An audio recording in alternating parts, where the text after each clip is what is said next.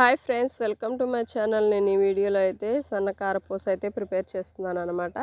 ముందుగా శనగపిండిని బాగా క్లీన్గా చేసుకుని అంటే జల్లించుకుని ఒక ప్లేట్లో తీసుకోవాలి. ఒక ప్లేట్లో తీసుకున్న శనగపిండిలో ఇప్పుడు టేస్ట్కి సరిపడినంత సాల్ట్ వేసుకోవాలి. సాల్ట్ వేసుకున్న తర్వాత నచ్చితే వాము వేసుకోండి. నేనైతే క్రష్ చేసినటువంటి వాము వేస్తున్నాను, లేకపోతే మీరు వాము పౌడర్ కూడా వేసుకోవచ్చు. ఎందుకంటే పిల్లలు తింటారు కదా, కొంచెం డైజెషన్ అనేది ఫ్రీగా ఉంటుంది. చూడండి, ఇలా వేసుకున్న తర్వాత బాగా కలుపుకొని ఇది మనకి కొంచెం సాల్ట్ అనేది కలిసేంత వరకు కలుపుకున్న తర్వాత కొద్ది కొద్దిగా వాటర్ వేసుకుంటూ ఈ పిండిని అనేది మనం కలుపుకోవాలి. చూడండి, ఇలా కలుపుకున్న తర్వాత మనకి మరీ గట్టిగా కాకుండా మరీ పల్చగా కాకుండా ఈ పిండి అనేది మనం ప్రిపేర్ చేసుకోవాలి. చూడండి, ఇలా అయితే ఉంది. ఈ పిండిని ఇప్పుడైతే మనం పక్కన పెట్టుకుని మనం తయారు చేసుకునే మౌల్డ్ ఉంటుంది కదా, దానికైతే ఆయిల్ అయితే రాసుకుందాం.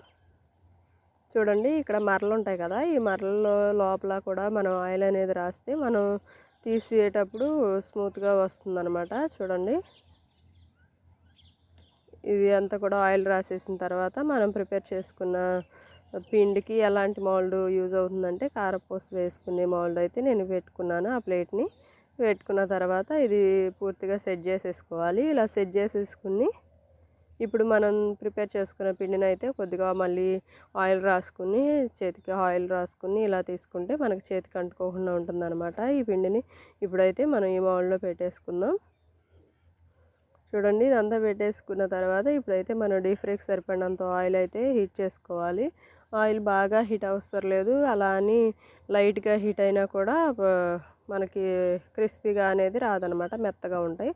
మనకి మీడియం ఫ్లేమ్లో పెట్టుకుని ఇలా కొంచెం ఆయిల్ హీట్ అయిన తర్వాత ఇప్పుడైతే మనం ఈ మౌల్డ్స్లో నుంచి ఇలా కారపూసను అయితే ప్రిపేర్ చేసుకుందాం. ఇలా వేస్తున్న తర్వాత అదిగో అలా పైకి వచ్చేయాలి. ఇది వేగినట్టు ఎక్కువసేపు అవసరం లేదండి, ఇలా వేయంగానే వెనక్కి తిప్పేసుకోవచ్చు, ఎందుకంటే త్వరగా వేగిపోతుంది. మనం వేసినది సన్నపూస కదా. ఇప్పుడైతే ఇది పక్కకి వెనక్కి టర్న్ చేసుకుని రెండు వైపులా ఇలా క్రిస్పీగా కాలేంత వరకు కాల్చుకుంటే సరిపోతుంది. మనకి టేస్టీగా ఉండే కారపూస అయితే ఆల్మోస్ట్ రెడీ అయిపోయింది. ఇప్పుడు దీనిలోకి అయితే నేను స్ట్రైనర్తో కరివేపాకు అయితే నేను వేయిస్తున్నాను. ఇలా వేయించుకుంటే కరివేపాకు ఫ్లేవర్ మంచిగా ఉంటుంది కదా. ఇలా చూడండి, ఇలా చిటపట అన్న తర్వాత తీసేసి మనం ప్రిపేర్ చేసుకున్న పూస మీద వేసుకుంటే చాలా అంటే చాలా టేస్టీగా ఉంటుంది, క్రిస్పీగా కూడా ఉంటుంది.